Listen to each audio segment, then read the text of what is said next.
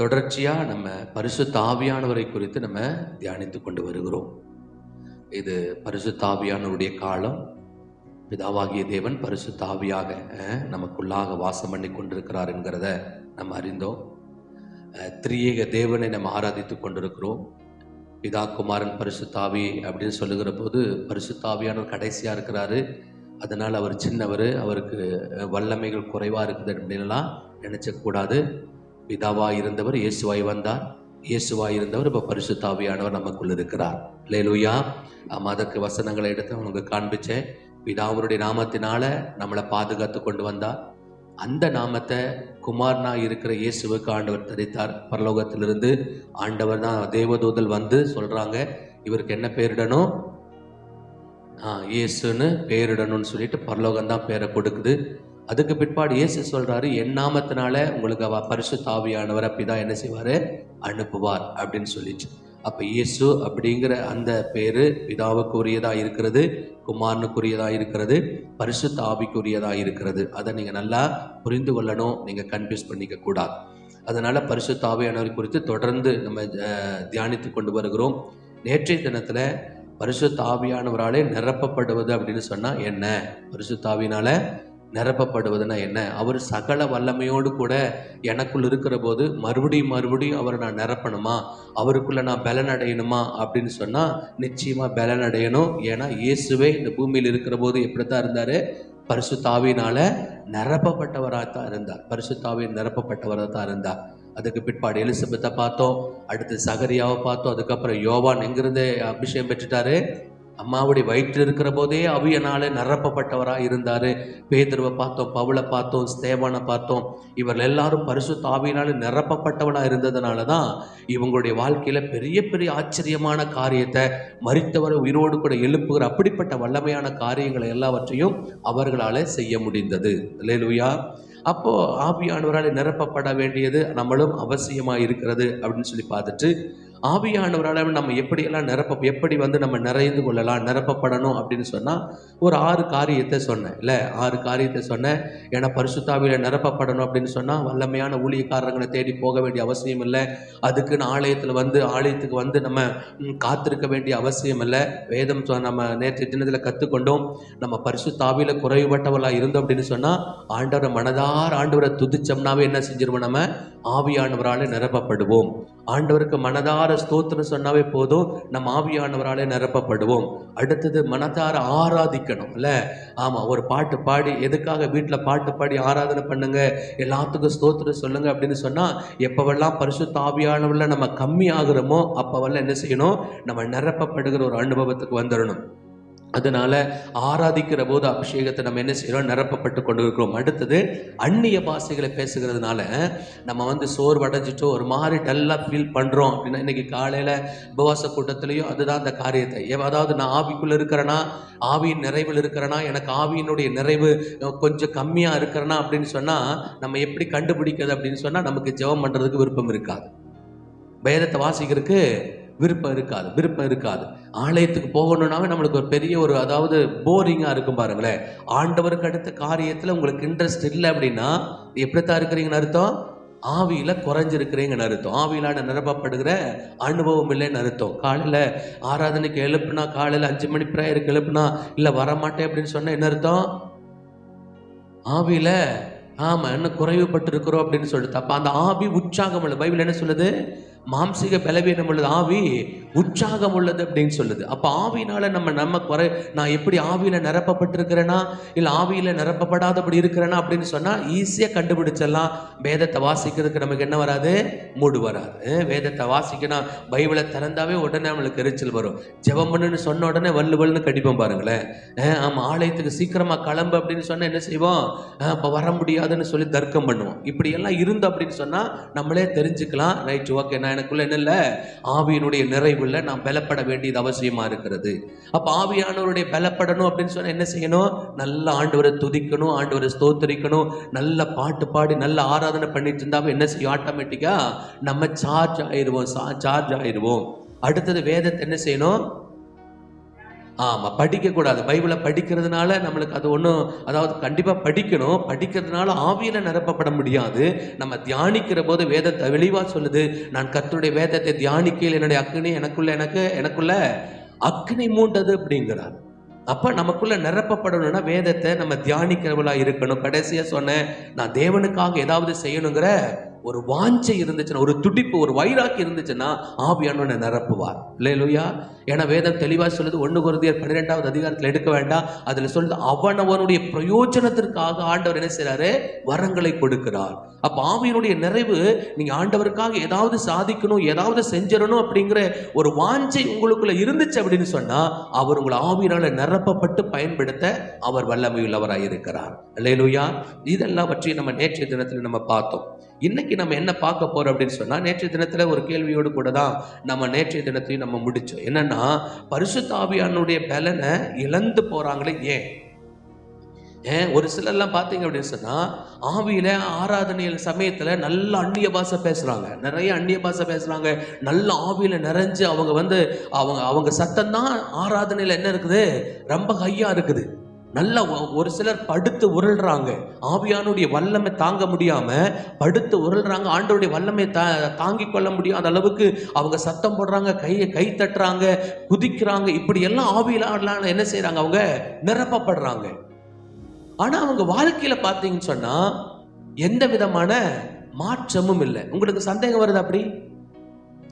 சபையில ஒரு சிலர் நல்ல ஆவியில நிரப்பப்பட்டு இருக்கிற போது, ஆவியில நிறைஞ்சிருக்கிற போது நம்மளுக்கு ஆச்சரியமா இருக்குது, இவங்க ஆவியான இவ்வளவு பலப்படுத்துறாரு, ஆவியான இவ்வளவு நிரப்பப்படுறாரு. அப்படி இருக்கிற போது இவங்களுடைய பேச்சில் வித்தியாசம் இல்லையே, இவங்களுடைய வாழ்க்கையில வித்தியாசம் இல்லையே, இவங்களுடைய சுபாவங்கள்ல வித்தியாசம் இல்லையே அப்படின்னு சொன்னா நம்மளுக்கு ஒரு சிலைட் என்னது, ஒரு கொஸ்டின் வருது, இது என்னது, ஆவியில் இவ்வளவு நிறையிறாங்க, ஆனா அடுத்த முறை வீட்டில் போய் பார்த்தா அந்த ஆவியானவருக்கு உண்டான எந்த குணாதிசயமே இருக்க மாட்டேங்குது, கொஞ்சம் கூட மாற்றம் இல்லாதபடிக்கு அப்படியே இருக்கிறாங்க. ஆனா சபையில மட்டும் ஆவியில என்ன செய்யறாங்க, நல்லா நிறைஞ்சு அந்நிய பாஷை பேசுறாங்க, அவங்க கை தட்டுறாங்க, கத்துறாங்க, குதிக்கிறாங்க, எல்லாமே பண்றாங்களே, ஆனா வாழ்க்கையில் ஒரு மாற்றம் இல்லையே. ஆனா பரிசுத்த ஆவியானவர்ல நிரப்பப்பட்டவர்கள் எல்லாருடைய வாழ்க்கையிலையும் பல விதத்துல பெரிய பெரிய மாற்றங்களை பைபிள் என்ன செய்யுது, பதிவு பண்ணி வச்சிருக்கு. பெரிய பெரிய மாற்றங்கள், சாதாரண மாற்றங்கள் அல்ல. பரிசுத்த ஆவியானவரால நிரப்பப்பட்டவர்களா இருக்கிற போது கண்டிப்பா அவங்களுடைய சுபாவம் என்ன ஆகும், மாறியே ஆகும். அவங்களுடைய வாழ்க்கை தரங்கள் மாறி ஆகும், அவங்க ட்ரெஸ் கோடு மாறி ஆகும், அவங்களுடைய சகல விதமான நடவடிக்கைகளும் மாறி ஆகும். குடும்பங்கள் என்ன ஆகும், குடும்பத்திலே மாற்றம் இருந்தே ஆகணும். அப்படி இல்லை. ஏன் அப்படிங்கிறத இன்னைக்கு நம்ம பார்க்க போறோம். ஏன் சபையில இருக்கிற அந்த நிறைவு, அந்த சபையில் இருக்கிற போது, அந்த ஆவியானவருள்ள நிரப்பப்பட்டிருக்கிற போது நமக்கு உலகமே மறக்குது, எந்த பிரச்சனையும் இன்னும் தீர்ந்து போகல, அப்படியே தான் பிரச்சனை இருக்குது. ஆனா அப்படி ஆராதனையில் நம்ம மகிமைப்பட்டிருக்கிற போது, பரிசுத்த ஆவியானவர்களால நம்ம நிரப்பப்பட்டிருக்கிற போது நமக்கு எந்த விதமான பிரச்சனையும் இல்லை அப்படின்னு சொல்லிட்டு ஒரு சிலர் சொல்லி இருக்கிறாங்க, ஆராதிச்சுட்டே இருக்கலான்னு இருக்குது, அவ்வளவு அழகா இருக்கு, அவ்வளவு சந்தோஷமா இருக்குது, ஆராதனை நேரத்துல அவ்வளவு மகிமையா இருந்துச்சு, ஏன் நீங்க நிறுத்துனீங்க அப்படின்னு எல்லாம் கேட்டிருக்கிறாங்க. அது பரலோக சந்தோஷம். அப்படி எல்லாமே மறந்துருப்பாருங்க, எல்லாம் மறந்து, நம்ம குடும்பத்தில் இருக்கிற பிரச்சனை மறந்துடும், நமக்கு போராட்டம் மறந்துடும், என்னென்ன காரியம் எல்லாத்தையும் மறந்து டோட்டலா ஆண்டவரோடு கூட என்ன ஆயிடுவோம், நம்ம கனெக்ட் ஆயிடுவோம். நேத்தே சொன்னேன், ஆவியானவரால நிரப்பப்படுறதுன்னு என்ன அர்த்தம், முழுவதும் அவருடைய கட்டுப்பாட்டுக்குள்ள நம்ம கொடுத்துறது. நான் இல்ல ஆண்டவரே, நத்திங், நான் என்னை மறைச்சு அவர் என்ன செய்யறாரு, வெளிப்படு. அதுதான் ஆவியினுடைய நிறைவு. அப்ப பரிசுத்த ஆவியானவர் நம்மளை முழுவதும் ஆளுகை செஞ்சிட்டாருன்னா, பரிசுத்த ஆவியானவர் முழுவதும் நம்ம ஆக்குபை பண்ணிட்டாருன்னா, நம்ம செய்யற வேலை எல்லாம் யார் தான் செய்யறா, பரிசுத்த ஆவியானவர் செய்யறாரு. அப்ப பரிசுத்த ஆவியானவர் செஞ்சா எங்கேயாச்சும் குறைகள் இருக்குமா, எங்கேயாச்சும் தவறு இருக்குமா, எங்கேயாச்சும் நஷ்டம் இருக்குமா, எதுவுமே இருக்கு, எல்லாமே சக்சஸ் தானே நடக்கும், எல்லாமே சக்சஸ் தானே இருக்கும். ஆனா சபையில ஆவியில நிரப்பப்பட்டு, சபையில எல்லா விதத்திலையும் ஆவியில நிரப்பப்பட்டவர்கள் குடும்பத்துல சில நன்மைகளை பெற்றுக்கொள்ளாததற்கு காரணம் என்ன, அவங்க வாழ்க்கைகள் மாற்றம் உண்டாகிறதுக்கு அவங்க கிட்ட போய் கேட்டு பாருங்க.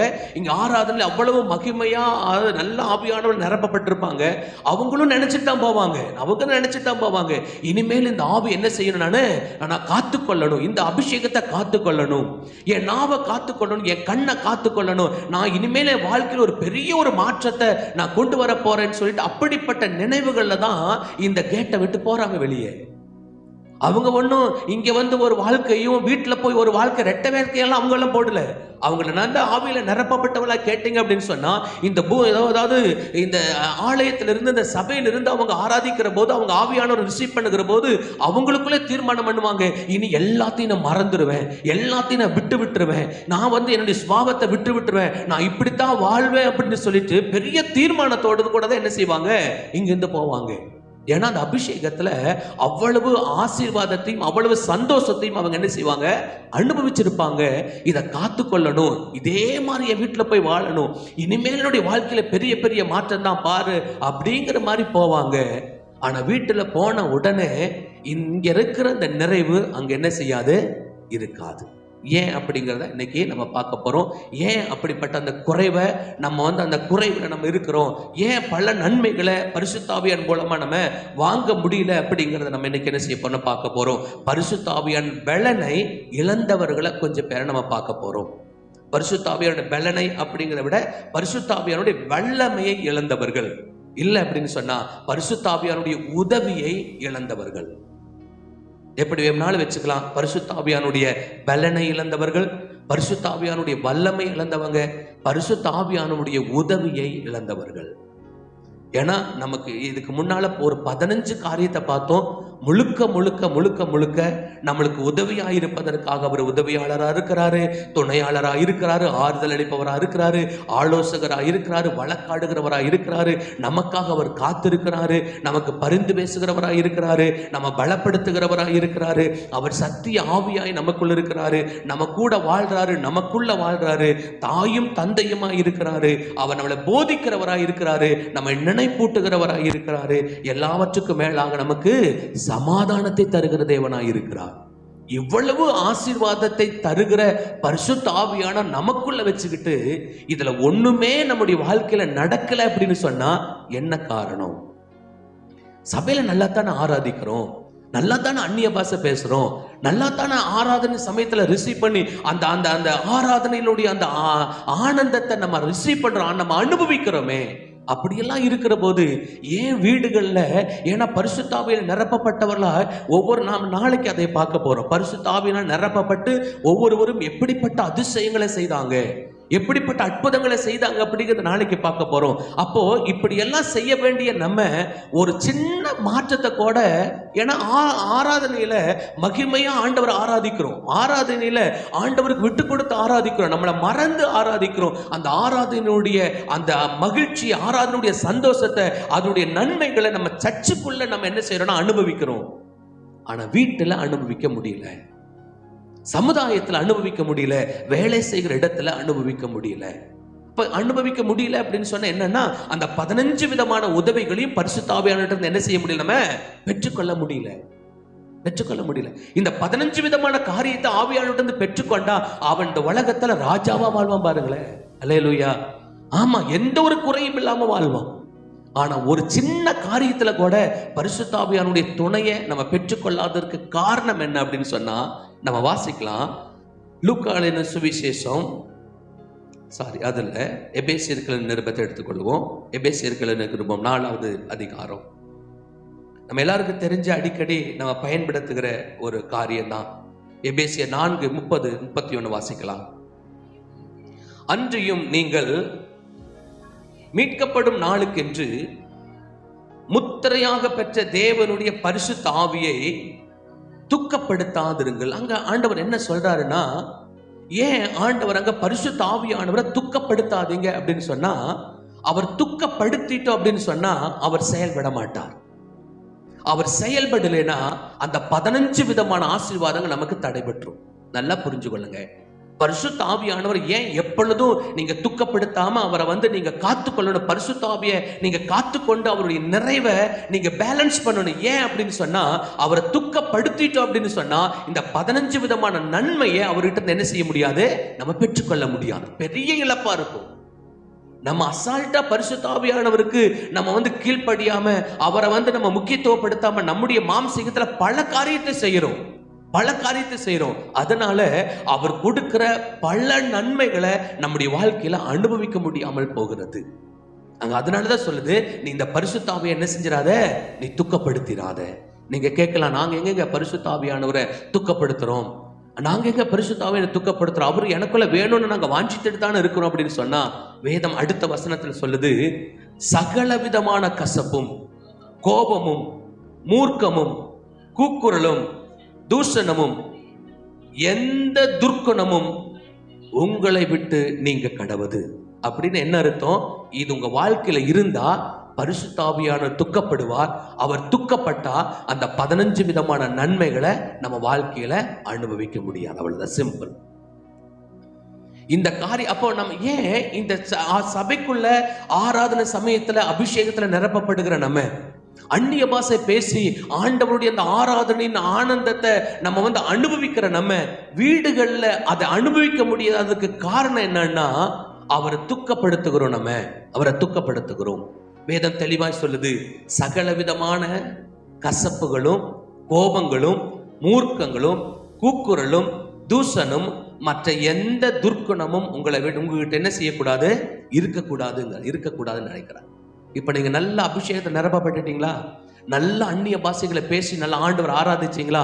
நல்லா விட்டு கொடுத்து ஆண்டவருடைய வசனத்தை கேட்டுட்டு உங்களுக்குள்ள பல தீர்மானத்தோடு கூட நீங்க வீட்டுக்கு போறீங்க. வீட்டுக்கு போகிற போது இங்கெல்லாம் நம்ம ஆண்டவர்கள் அதை அபிஷேகத்துல நிரப்பப்படுறதுக்கு வாஞ்சிக்கிறோம். அந்நிய பாஷை எனக்கு வேணும்னு வாஞ்சிக்கிறோம். ஆவியானவர் பலமா என் மேல இறங்கணும்னு வாஞ்சிக்கிறோம். இந்த காரியத்தை விரும்புகிற நம்ம அந்த பரிசுத்த ஆவியானவரை காத்து கொள்ளணும் அப்படிங்கிறதுல என்ன செய்யறதில்ல, நம்ம கவனம் வைக்கிறது இல்லை. இவரை நம்ம உள்ள வச்சிருக்கிறோமே, இவ்வளவு வாஞ்சியோடு கூட இவ்வளவு ஏக்கத்தோடு கூட அந்நிய பாஷை வேணும்னு சொன்ன பல பேர் பல நாட்கள் என்ன செஞ்சிருக்கிறாங்க, ஏங்கி இருக்கிறாங்க. எனக்கு என்னையும் அபிஷேகம் பண்ணுங்க, என்னையும் அபிஷேகம் பண்ணுங்க, எனக்கு அந்த அந்நிய பாஷையை கொடுங்க. எல்லாரும் ஆவியில நிறையறாங்க, நானும் ஆவியில நிறையணும், எனக்கும் அந்த கிருபையை கொடுங்கன்னு சொல்லிட்டு காத்திருந்து கெஞ்சி கதறி வெயிட் பண்ணி ஏக்கத்தோடு கூட இருந்துதான் ஆண்டவருடைய அந்த கிருபைகளை நம்ம வாங்குறோம். இல்லை, ஆமாவா இல்லையா? அப்படித்தான் நான் வாங்கணும். நம்ம கேட்ட உடனே ஆண்டவர் கொடுத்துட்டாரு. இல்ல அதுக்காக உபவாசம் போட்டோமல்ல, அதுக்காக அழுதமல்ல, வர்ற ஊழியக்காரங்கிட்ட எல்லாம் தலை கொடுத்தமல்ல, இந்த ஊழியக்காரட்டையாவது எனக்கு அபிஷேகம் கிடைக்கட்டும், எந்த ஆராதனையாவது எனக்கு ஒரு அதாவது ஒரு மேன்மை கிடைக்கட்டும், ஒரு அனுபவம் கிடைக்கட்டும், பரிசுத்த ஆவியினுடைய நிறைவு கிடைக்கட்டும், எப்படியாவது ஆண்டவருடைய ஒரு தொடுதல் எனக்கு கிடைக்கட்டும்னு சொல்லி எவ்வளவு ஏக்கத்தோடு கூட இருந்து அந்த அபிஷேகத்தை நம்ம அந்த ஆவியினுடைய நிறைவை நம்ம வாங்கிட்டு அதை அவ்வளவு காரியத்தை விளைக்கறையும் கொடுத்து அவ்வளவு வெயிட் பண்ணி வாங்கணும். ஆனா என்ன பெரிய ஒரு வருத்தத்துக்குரிய காரியம்னா, அதை காத்து கொள்ளுவதற்கு நம்ம அதிகமா முக்கியத்துவம் கொடுக்கறது இல்லை. இப்படி ஆவியில நிறைஞ்சிட்டீங்களா? ஆராதனையில பயங்கரமா ஆண்டவருடைய வல்லமை அனுபவிச்சிட்டீங்களா? நிறைய ஆவியானவரை நிரப்பப்பட்டு நம்ம வீட்டுக்கு போனா அங்க போகிற போது சின்ன காரியத்துல கூட நமக்கு சகிப்புத்தன்மை இல்லை. வீட்டுல ஏதாவது ஒரு காரியம் இருந்துச்சுன்னா உடனே வாயில வார்த்தை, என்ன வார்த்தை வருதோ பேசுறது, என்ன வார்த்தை வருதோ பேசுறது. கொஞ்சம் கூட அந்த சகிப்புத்தன்மை அப்படிங்கிறது நமக்குள்ள வர்றதில்லை. நம்ம என்னென்ன மாம்சீகத்துல எப்படிப்பட்ட காரியத்தில் நடந்து கொள்றோமோ அப்ப எல்லாமே என்ன ஆகுது அப்படின்னு சொன்னா, ஆவியினுடைய பலம் நமக்கு குறைஞ்சிட்டே வருது. மைண்ட் மறந்துடாதீங்க. நம்ம ஒவ்வொரு முறையும் கோவப்படுகிற போது பரிசுத்த ஆவியானுடைய பலம் நமக்குள்ள குறைஞ்சிட்டு வருது. அடுத்தவங்க கிட்ட அதாவது தூசண வார்த்தைகளை பேசுகிற போது, கூக்குரல் கத்துற போது, வீட்டுக்குள்ள கத்துறீங்கள தேவையில்லாத காரியத்துக்காக, பிள்ளைங்க கிட்ட கத்துறது, கணவன் மனைவி கிட்ட கத்துறது, தேவையில்லாத காரியத்துக்கு ரொம்ப சவுண்டு போட்டு கூக்குரலிடுறமல்ல, சத்தம் போடுற கத்துறமல்ல, அப்போல்லாம் நீங்க புரிந்து கொள்ளணும், எனக்குள்ள பரிசுத்த ஆவியானுடைய பலன் என்ன செய்யுது, குறைஞ்சிட்டு வருது. அவர் நிரப்பப்பட்டிருந்தா மட்டும்தான் நம்ம என்ன கேட்டாலும் உடனுடனே கிடைக்கும். அவர் துக்கத்தோடு கூட அவரை வச்சிருந்தா நம்முடைய ஜெபத்துக்கு அவர் பதில் கொடுக்க முடியாது. இன்னொரு மொழிபெயர்ப்பு என்ன சொல்லுதுன்னு சொன்னா, கசப்பும் கோபமும் மூர்க்கமும் அடையாதீர்கள், கோபத்தில் சத்தமிடாதீர்கள், கடும் சொற்களை சொல்லாதீங்க, கடுமையான வார்த்தைகளை பேசாதீங்க. ஏன் நான் கடுமையான கோபத்துல என் நியாயமானத்தானே நான் கத்துறேன், நியாயமாத்தானே நான் சத்தம் போடுறேன், நியாயமாத்தானே நான் கோவப்படுறேன் அப்படின்னா, நீ என்னென்னமெல்லாம் நியாயம்னு சொல்லிட்டு இருக்கிறியோ, ஆனா வேதம் சொல்லுது, நீ தேவையில்லாம சத்தம் போட்டீனா, தேவையில்லாத கூக்குரலிட்டீனா, தேவையில்லாத காரியத்துல எரிச்சலோடு கோபத்தோடு கூட பேசிட்டு இருந்தீங்கன்னா அங்க பரிசுத்த ஆவியானவர் உனக்குள்ள கிரியை செய்ய முடியாது, பரிசுத்த ஆவி இருக்க முடியாது. அதனாலதான் ஆண்டவர் சொல்றாரு, உங்க மூர்க்கம் அடையாதீங்க, கோபத்துல சத்தம் போடாதீங்க, கடும் சொற்களை சொல்லாதீங்க. அப்படி சொல்லுகிற போது பரிசுத்த ஆவியானவர் என்ன செய்ய முடியாது, உங்களுக்குள்ள 100% செயல்பட முடியாது. அவர் பலன் குறைஞ்சிட்டே வருது. அதனாலதான் இந்த சபையிலிருந்து ஆராதனை பண்ணிட்டு இருக்கிற போது இருக்கிற மகிழ்ச்சி வீட்டில் இருக்கும் போது கிடைக்காததுக்கு காரணம் என்னன்னா, அந்த இங்க சபைக்குள்ள பரிசுத்த ஆவியோட நிறைவு இருக்குது. அதனால பெரிய சந்தோஷம், உங்களுக்கு பெரிய சந்தோஷம். ஒரு சிலர் சொல்லியிருக்கீங்க, வீட்டுக்கு போகிறதுக்கே எனக்கு பிடிக்க மாட்டேங்குது, வீட்டுக்கு போறதுக்கே வேண்டாம், அப்படியே ஆராதிச்சுட்டு சபையிலேயே இருக்கல. ஏன்னா அந்த ஆவியானுடைய அபிஷேகம் இருக்கிறதுனால நமக்கு இந்த உலகமே மறந்து அவ்வளவு இன்பமா அவ்வளவு சந்தோஷமா இருக்கிறது. இந்த வீட்டில் ஏன் இதை நம்ம அனுபவிக்க முடியலன்னா, ஆவியானவரை துக்கப்படுத்துகிறோம். கொஞ்சம் கூட யோசிக்கிறது கிடையாது. ஐயோ, எனக்குள்ள இருக்கிற ஆவியானவர், இவர் தான் என்னுடைய வாழ்க்கையினுடைய அச்சாரம், இவர் தான் என் வாழ்க்கையை நடத்துகிறவர், இவர் என் வாழ்க்கைக்கு 100% இவர் தான் எனக்கு தேவை. இவரை வேதனைப்படுத்திட்டோம், இவரை துக்கப்படுத்திட்டோம், என் வாழ்க்கையில ஒரு ஸ்டெப்பு கூட என்னால முன்னேறி போக முடியாது அப்படிங்கிற அந்த அந்த அந்த நினைவு நமக்கு என்ன இல்லைன்னா இருக்கிறது இல்லை. அதனாலதான் வாய்க்கு வந்தபடி பேசுறது, அதனாலதான் நமக்கு தோணுகிற போதெல்லாம் கத்துறது, தேவையில்லாத சத்தங்கள் காரியங்களை போடுறது. காரணம் என்னன்னா, இந்த பரிசுத்த ஆவியானவர் நமக்குள் இருக்கிறாரு அப்படிங்கிறத அந்த சிந்தை நமக்கு இருக்க மாட்டேங்கிறது. அதனாலதான் நம்ம நிறைய ஜெபங்களுக்கு பதில் வராததுக்கு காரணம் என்னன்னா, இந்த பரிசுத்த ஆவியானவர் துக்கப்படுத்தி வாரத்தில் வச்சிருக்கிறோம். இவர் மட்டும் அந்த 15 விதமான அந்த ஆசீர்வாதத்தை அதெல்லாம் நம்ம பெற்றுக்கொண்டவர்களா இருந்துட்டோம் அப்படின்னா, நம்முடைய வாழ்க்கையில எப்படியெல்லாமோ நம்ம வாழ்ந்துடலாம். அவன் ஒரு சின்ன மாற்றத்தை கூட நம்முடைய வாழ்க்கையில நடக்காததற்கு காரணம் என்னன்னா, நீங்க பரிசுத்த ஆவியானவரை நம்ம காத்துக்கொள்ளல. அல்லேலூயா. பரிசுத்த ஆவியானவரை காத்துக்கொள்ள ஒவ்வொரு வாரமும் ஆராதனைக்கு வருகிறோம், அந்த பரிசுத்த ஆவி நிரப்பப்பட்டவளை நம்ம போகிற போது நீங்க வீடுகள்ல, வேலை செய்கிற இடத்துல, சமுதாயத்துல அந்த பரிசுத்த ஆவியானவரை காத்துக்கொள்றது இல்லை. எப்படி வேணாலும் நடக்கிறது, எப்படி வேணாலும் பேசுறது, எப்படி வேணாலும் நம்ம நடந்துக்கலாம், எப்படி வேணாலும் வாழலாம் அப்படின்னா பரிசுத்த ஆவியானவருக்கு அலோ பண்ண மாட்டார். அவருக்குன்னு இப்படித்தான் இருந்தா நான் உள்ள இருப்பேன் அப்படிங்கிற மாதிரி அப்படிப்பட்ட காரியங்களுக்கு இன்னொரு மொழிபெயர் டீ அப்படிங்கிற இன்னொரு மொழிபெயர் என்ன சொல்லுதுன்னா, மற்றவரிடம் சிறிதும் கோவப்படாதீங்க. நம்ம சும்மா அடிக்கடி சின்ன சின்னதுக்கெல்லாம் கோவப்படுறோம்ல, என்னென்னக்கு கோவப்படணும் அப்படிங்கிற அந்த ஒரு காரியமே கிடையாது. வேதம் தெளிவா சொல்லுது, அப்படி நீ கோவப்பட்டீங்கன்னா உள்ள இருக்கிற பரிசுத்த ஆவியானவர் துக்கப்படுவார். அவர் துக்கப்பட்டார் அப்படின்னா அவர் அமைதி ஆயிடுவாரு. அவர்கிட்ட இருந்து வருகிற எந்த பலனையும் நம்ம அனுபவிக்க முடியாது. அப்ப நம்ம வாயின் வார்த்தைகளை குடும்பத்துல வாழ்ற வாழ்க்கையில எவ்வளவு ஜாக்கிரதையா இருக்கணும், அங்க சொல்லுது, மற்றவரிடம் சிறிதும் கோவப்படாதீங்க, எந்த வகையிலையும் கோவப்படாதீங்க, ஒருபோதும் மற்றவர்களை அவதூறாக கத்தாதீர்கள். அப்படி ஒருபோதும் மற்றவர்களை பற்றி அவதூறு செய்யாதீங்க, கெட்ட வார்த்தைகளை சொல்லாதீங்க, ஒருபோதும் தீங்கிழைக்காதீர்கள், எந்த வகையிலும் இழிவாக நடந்து கொள்ளாதீங்க. இதெல்லாம் பண்ணுனா பரிசுத்த ஆவியானவர் துக்கப்படுவாரா? அவர் துக்கப்பட்டா நமக்கு வருகிற அந்த நன்மைகள் தடைபட்டு போயிடும். நான் வேதாகமத்தில் ஒரு 4 பேரை மாத்திரம் நம்ம என்ன செய்ய போறோம், நம்ம பார்த்துட்டு நம்ம முடிக்க போறோம். ஸ்கூலில் இல்லை இன்னைக்கு. ஆமா, 4 பேர் சீக்கிரம் அதை முடிச்சுட்டு ஒரு 5 நிமிஷம் 10 நிமிஷத்துல நம்ம முடிச்சிடலாம். 4 பேர் என்ன செய்ய போறோம், நம்ம பார்க்க போறோம். இவங்க என்ன யார் அப்படின்னா, ஆவியாளர் நிரப்பப்பட்டவங்க, பரிசுத்த ஆவியால் நிரப்பப்பட்டவங்க. ஒரு சின்ன சின்ன காரியத்தை செய்ததுனால பரிசுத்த ஆவியினுடைய பலன், பரிசுத்த ஆவியின் உதவி இவங்களுக்கு கிடைக்காம போனதுனால இவங்களுடைய சூழ்நிலை என்னவா மாறுச்சு அப்படிங்கிறத நமக்கு பார்த்தோம் அப்படின்னு சொன்னா, ஒருவேளை நமக்கு தெரிஞ்சு ரைட்டு, அப்ப நம்மளும் சில காரியத்துல சின்ன சின்ன காரியத்துல கூட எப்படி இருக்கணும், நம்ம பயங்கர ஜாக்கிரதையா இருக்கணும். ஏன்னா சின்ன சின்ன காரியத்துல ஜாக்கிரதையா இல்லாததுனாலதான் நம்முடைய வாழ்க்கையில கிடைக்கிற பெரிய பெரிய ஆசீர்வாதத்தை நம்ம இழந்து கொண்டிருக்கிறோம். மறந்துடக்கூடாது நீங்க. ஏன்னா பரிசுத்த ஆவியானவர் நாளைக்கு பார்க்கலாம், பரிசுத்த ஆவியானவர் நிரப்பப்பட்டு என்னென்னமெல்லாம் காரியத்தை செய்யறாங்க தெரியுமா? பரிசுத்த ஆவியானவர் நிரப்பப்பட்ட ஸ்தேவானுடைய காரியத்தை பார்க்கிற போது, பரிசுத்த ஆவியானவரால் நிரப்பப்பட்டிருக்கிற போது எல்லாரும் கல்லறு கடிறாங்க, சரீரம் முழுவதும் ரத்த காயமா இருக்குது, சரீரம் முழுவதும் காயமா இருக்குது. அவன் குத்துயிருமாய் கொலையுமா கிடக்கிற, சாக கிடக்கிறவன் முழங்கால் போட்டு ஜெபம் பண்ணுகிறான்.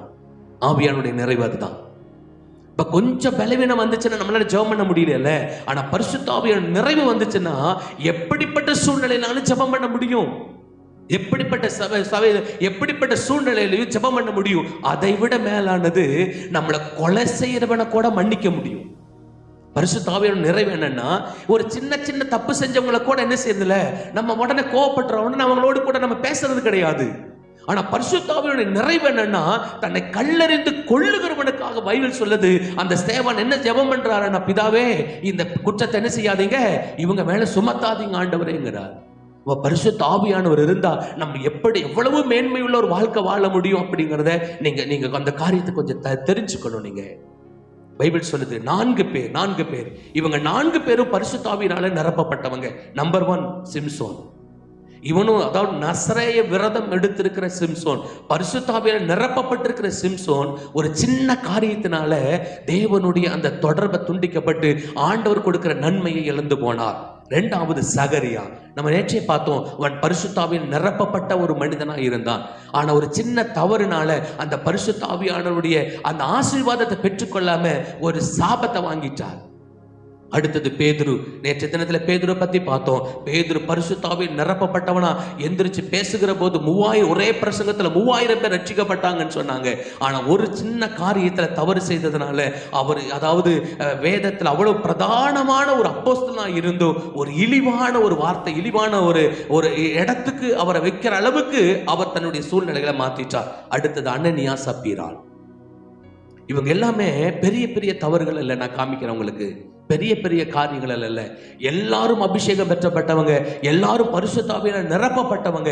ஆனா ஒரு சின்ன சின்ன காரியத்துல தேவனிடத்திலிருந்து வருகிற நன்மையை இழந்து போனவர்கள். முதலாவது நியாயாதிபதிகள் 16வது அதிகாரத்துல 19வது வசனத்தை வாசிக்கலாம். நியாயாதிபதிகள் 16:19.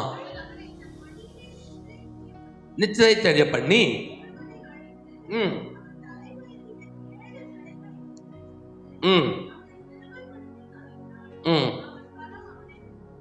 ஆமென். நம்மளுக்கு எல்லாருக்குமே தெரியும், தெலிலாள் அப்படிங்கிற ஒரு ஸ்திரீ. தெலிலாள் வேசியில், அதனால நீங்க புரிந்து கொள்ளணும். அந்த 16வது அதிகாரத்துல முதல் வசனம் தான் சொல்லுது, ஒரு வேசியின் இடத்துல பிரவேசித்தான் அப்படின்னு சொல்லிட்டு சொல்லப்பட்டிருக்கு. சரிங்களா? ஆமா. அதுக்கு பிற்பாடு இவர் வேற ஊருக்கு வர்றார். வேற ஊருக்கு வருகிற போது தெலிலாள் என்கிற ஸ்திரீயோடு கூட இவர் என்ன செய்தாரு? சிநேகம் வைத்தார் அப்படின்னு சொல்லிட்டு இருக்கு. சரிங்களா? தெலிலாள் அப்படிங்கிறது வேசி அல்ல, அது ஒரு ஸ்திரீ. அப்போ இவரை கல்யாணம் பண்ணிக்கணும் அப்படிங்கிற மாதிரியெல்லாம் அவர் இருக்கிற போது அங்க பைபிள் சொல்லுது, அந்த மற்ற அங்க ஊரில் இருக்கிறவங்க எல்லாம் எப்படியாவது சிம்சோனை கொலை செய்திடணும் அப்படின்னு சொல்லிட்டு வருகிற போது இந்த தெலிலாள்கிட்ட பேரம் பேசுறாங்க. நாங்க எல்லாரும் 1100 வெள்ளிக்காசு உனக்கு கொடுப்போம், அதனால அவங்ககிட்ட ரகசியம் என்ன? இவ்வளவு பலன் அவனுக்கு இருக்குது, ஏன் அவ்வளவு பலன் இருக்குது? அப்படி அவனுடைய பலத்தினுடைய ரகசியம் என்ன? ஏன் அவனை யாருமே தோற்கடிக்க முடியல அப்படிங்கிற ரகசியத்தை மட்டும் எப்படியாவது எங்களுக்கு சொல்லிட்டீங்கன்னா உங்களுக்கு நாங்க என்ன செய்யறோம், நிறைய பணம் கொடுக்குறோம்னு சொல்லி பேசுறாங்க. இதுக்காக அந்த தெளிலார் ஒவ்வொரு முறையும் அவர் என்ன செய்யறாரு அப்படின்னா அலட்டிட்டு இருக்கிறாங்க. ஒவ்வொரு முறையும் கேட்டுட்டே இருக்கிறாங்க. ஆனா சிம்சோன் சொல்லல. ஆனா ஒரு கட்டத்துல இவன் என்ன செய்ய முடியலன்னா இந்த ரகசியத்தை காத்துக்கொள்ள முடியல. சிம்சோன் செய்த தவறு என்ன தெரியுமா? ரகசியத்தை காத்துக்கொள்ளாததுனால. தேவன் ஒரு காரியத்தை சொல்ல, பெரிய நம்ம எல்லாம் சொல்லுவோம், வேசியினுடைய மடியில போய் படுத்திருக்கிறதுனால ஆவியானவரை விட்டு போயிட்டா. இல்ல, ரகசியத்தை காத்துக்கொள்ள. ஆண்டவர் சொன்னாரு, உன்னுடைய அதாவது நசரேய விரதம் உனக்கு இருக்குது, உன் முடியில தான் உன் தலசி என்ன செய்யக்கூடாது, சவரம் பண்ணக்கூடாது, உன் முடியில தான் அந்த வல்லமை இருக்குதுங்கிற அந்த ஒரு அபிஷேகத்தோடு ஒரு பிரதிஷ்டையோடு கூட இருக்கிற போது அது யாருக்கு என்ன செய்யக்கூடாது, வெளிப்படுத்தக்கூடாது. ஆனா இவர் என்ன செய்யறாலாம், இந்த ரகசியத்தை ஒரு பெண் கேட்கிறார் அப்படிங்கிறதுக்காக அவன் மேல இருக்கிற ஆசையில என்ன செய்யறான்னா ரகசியத்தை வெளிப்படுத்துகிறார். அவ்வளவுதான். ரகசியத்தை வெளிப்படுத்தின உடனே ஆவியான் விட்டு போயிட்டார். ஆனா அதை புரியாம இவன் மறுபடியும் ஆண்டவர் நம்மோடு கூட இருக்கிறார், ஆவியான் நம்ம கூட இருக்கிறாருன்னு சொல்லிட்டு மாதிரியே எழுப்புகிற போது அந்த பலன் அவனோடு கூட இல்லை. இன்னைக்கு நிறைய பேர்கிட்ட பல ரகசியங்கள் இருக்குது. உன் கணவனை குறித்து வெளியே சொல்லாத ரகசியம், உன் குடும்பத்தை குறித்து வெளியே சொல்லாத ரகசியம், இன்னும் பல காரியத்தை நம்ம என்ன செய்யலைன்னா நம்ம காத்துக்கொள்ளுகிறதுல தவறி விடுகிறோம். அதனால நம்ம நினைக்கிறோம், நம்ம அதாவது நம்மளுடைய குடும்பத்தினுடைய காரியங்களை எல்லாம் மற்றவங்ககிட்ட போய் சொல்லுகிற போது ஏதோ நம்ம தப்பு செஞ்சுட்டேன், மனைவி தான் தப்பே செய்யாம, நான் தான் தப்பே செய்யாம இருக்கேன், மனைவி தான் நிறைய தப்பு செய்யறா அப்படிங்கிற காரியத்தை நம்ம பார்த்துட்டு இருப்போம். ஆனா குடும்பங்கிறது 2 பேரும் ஒரே சரீரம்னு பைபிள் சொல்லுது. அப்போ உன்னுடைய குடும்பத்தில் இருக்கிற எந்த காரியத்தையும் 3வது மனிதன்கிட்ட என்ன செய்யக்கூடாது, போகக்கூடாது. போச்சுன்னா உனக்குத்தான் அவமானம். அது ஆவியான விருப்பப்படலை. ஏன்னா அது கணவன் மனைவிக்குள்ள இருக்கிற அந்தரங்கமான காரியங்களை வெளியே சொல்லுகிற போது ஆவியானவர் அதை அக்செப்ட் பண்ண மாட்டேறாரு. ஆவியானவருக்கு வேதனையா இருக்கிறது. அதனால பல ரகசியங்களை நம்ம என்ன செய்யல, காத்துக்கொள்ளுகிறோம், அவசரப்படுறோம். அதாவது நான் ஒரு கோபம் வந்துச்சு அப்படின்னு சொன்னா நிறைய பேருக்கு குடும்பத்துல சண்டை வர்றதுக்கு காரணம் என்னன்னா ரகசியத்தை காத்துக்கொள்ளாததுனாலதான். ஏன்னா ரகசியத்தை காத்துக்கு எல்லாத்தையும் சொல்றதுனாலதான் ஒவ்வொரு பேச்சுக்கும் ஒவ்வொரு சண்டை அப்படியே பெருசாயிட்டே போகுது. சண்டை முடிவுக்கு வராததுக்கு காரணம் என்னன்னா எதையெல்லாம் மறைக்கணுமோ அதை மறைச்சு வைக்காம எல்லாத்தையும் வெளிப்படுத்துறது, அந்த சண்டை நிற்காது. அப்ப ரகசியத்தை காத்துக்கொள்ளாதது கூட ஒரு காரியம். அதோடு கூட இதையும் சேர்த்து கொள்ளணும். ஏன்னா வேசி அதாவது இச்சையான காரியம். ஏன்னா அதாவது இவன் மேல ஒரு பெரிய அபிஷேகம் இருக்கிறது, இவன் மேல பெரிய ஒரு அழைப்பு இருக்கிறது. ஆனா வேசியின் இடத்துல போகிறான், ஸ்திரீயை பார்த்த உடனே அவன் மேல நேசமாகிறான். இப்படி அதாவது தேவையில்லாத இச்சையான காரியங்களை இவன் காரியத்தை இவன் செயல்படுத்துகிறதுனால பரிசுத்த ஆவியானவர் துக்கப்படுகிறார். இச்சை இன்னைக்கு நம்மளுடைய வாழ்க்கையில பெரிய காரியம் என்ன அப்படின்னு சொன்னா இந்த இச்சை தான். அப்ப இதை நம்ம வாழ்க்கையில நம்ம செய்கிற போது ஆவியானவர் நம்மளை விட்டு, ஆவியானுடைய பலன் நம்மளை விட்டு விலகுகிற. ஆவியானவர் போக மாட்டாருங்க. ஆவியானவர் நமக்கு சீல் பண்ணிட்ட முத்திரையாய் நம்ம பெற்றிருக்கிறோம். அந்த ஆவியானவர் உள்ளதான் இருப்பார். ஆனா என்ன செய்வார்? அவர் துக்கப்பட்டிருப்பார், அவர் அமைதியாயிருவார். அவர் நமக்கு செய்ய வேண்டிய அந்த உதவியை செய்யாம போயிடுவார். நம்ம பரிதாபக்குரியவளாய் மாறிடுவோம். அடுத்தது சகரியா லூக்கா 1வது அதிகாரத்துல 2வது வசனத்தை வாசிக்கலாம். 2வது வசனம் லூக்கா 1:20. லூக்கா 1:20.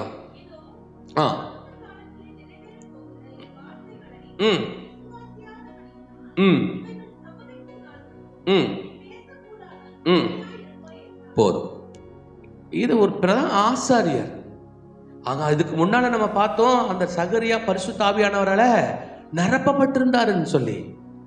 ஆனா இவருக்குள்ள இருந்தது ஏன்? இவர் ஆசீர்வதிக்காதபடிக்கு இத்தனை நாள் கழிச்சு ஒரு குழந்தை வருதுன்னு சொல்லி சந்தோஷப்பட முடியாத அளவுக்கு இவர் ஊமையாகணும்னு சொல்லிட்டு ஒரு தண்டனையை பெற்றுக்கொண்டது எதனால அப்படின்னு சொன்னா அவிசுவாசத்தினால.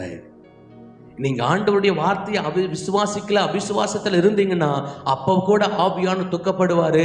ஆவியானவருடைய பலன் நம்மளை விட்டு விலகிறத நம்ம அறியாமல் இருப்போம். சின்ன காரியம்தான். ஆண்டவர் சொல்லுகிற காரியம் தேவ தூதன் சொல்லுகிற போது அப்படியே அதை அக்செப்ட் பண்ணாம அது எப்படி ஆகும், இது எப்படி நடக்கும், நான் கிழவனா இருக்கிறேன்னு, இதுக்கு வாய்ப்பு இல்லையே அப்படிங்கிற மாதிரி அவிசுவாசத்தோடு கூட பேசுற போது ஆவியானுடைய தொடர்பு துண்டிக்கப்படுகிறது, தண்டனை வருகிறது.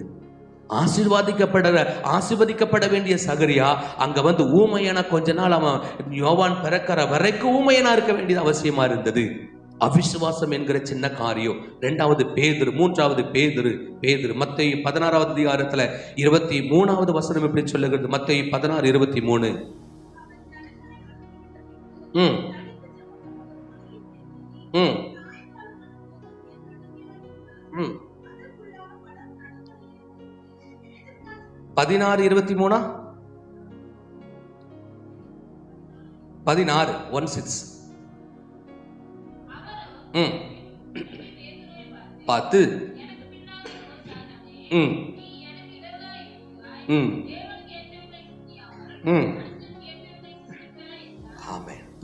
இங்க பேதுருவுடைய காரியம் என்னன்னா, இப்பதான் அவனை பாராட்டுறார் பேதுருவை. இது மாம்சமும் ரத்தமும் உனக்கு வெளிப்படுத்தலப்பா, பரலோகத்தில் இருக்கிற தேவனே இது என்ன செய்யறாரு உனக்கு வெளிப்படுத்துறாருங்கிற பாராட்ட பெற்றிருக்கிற அதே பேதுரு கொஞ்ச நேரத்துல பிசாசா மாறிட்டார்.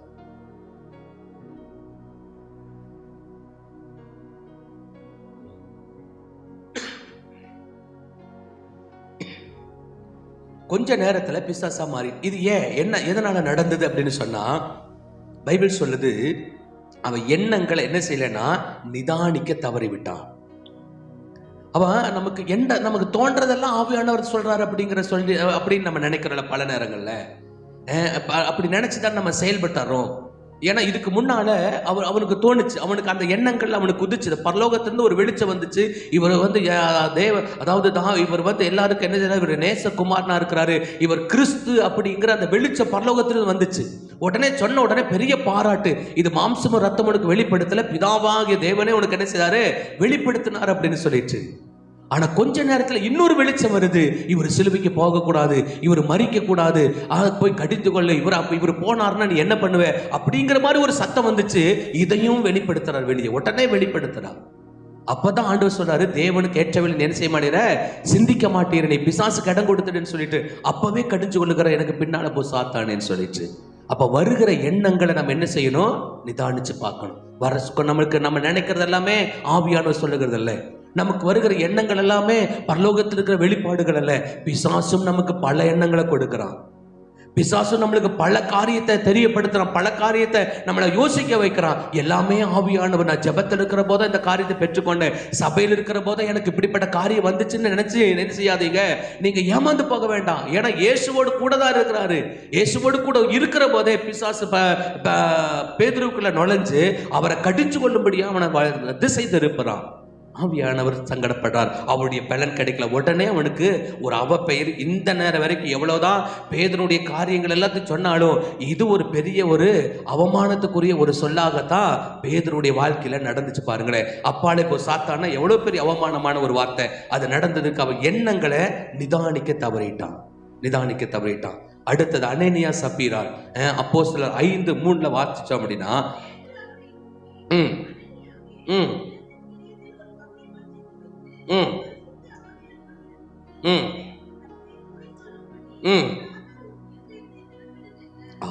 இது என்னன்னா பொய். ஆவியானவர்கிட்ட பொய் சொல்லுகிறதுக்கு நம்ம நினைப்போம், அட பொய் தானே அப்படின்னு சொல்லிட்டு, நீங்க பொய் தானே அப்படின்னு சொல்லிட்டு அனனியாவோடு கூட நிறுத்தியிருந்தா பரவாயில்ல. கூட யாரும் சேர்ந்துட்டா? சப்பீராலும் சேர்ந்துட்டான். இந்த அதாவது ஏதேன் தோட்டத்துல இந்த ஏவாள் பழத்தை கடிச்ச உடனே ஒண்ணும் நடக்காது. கவனிச்சிருந்தீங்கன்னா, நீங்க படிச்சீங்கன்னா கவனிச்சிருப்பீங்க. அந்த ஏவாள் அந்த பழத்தை சாப்பிட்ட உடனே அவங்க கண்கள் திறக்கப்படாது, அவங்க நிர்வாணிகள் சொல்லப்பட்டிருக்காது, எதுவுமே நடந்திருக்காது. பாருங்க, எதுவுமே நடந்திருக்காது. ஏன்னா அறியாமையில செஞ்சுட்டாங்க அப்படிங்கிறதுக்காக இருக்கும். ஆனா எப்ப இதை கொண்டு ஆதாமுக்கு கொடுத்து ஆதாமும் கடிக்கிற போது என்ன நடந்துச்சாங்க? அவங்க கண்கள் திறக்கப்பட்டு நாங்க நிர்வாணிகள் அப்படின்னு சொல்லிட்டாங்க. ஒருவர் செய்தா பரவாயில்ல, 2 பேர் ஒருமனப்பட்டிருக்கிற அந்த காரியங்கள் பாவமா பார்க்குது. இங்க சொல்றாங்க, அதாவது அனனியா சொல்றாரு, தன் மனைவிட்ட சொல்றாரு, இவ்வளவெல்லாம் வித்தமல்ல, இவ வித்துட்டு ஒரு பங்கு நம்ம எடுத்து என்ன செஞ்சிடலாம், ஒளிச்சு வச்சிடலாம், ஏன்னா யாரும் பார்க்கலையல்ல, அதனால ஒரு பங்கு கொண்டு அங்க கொடுத்தலான்னு சொன்ன உடனே அம்மாட என்ன செஞ்சிட்டாங்க, ஓகேன்ட்டாங்க.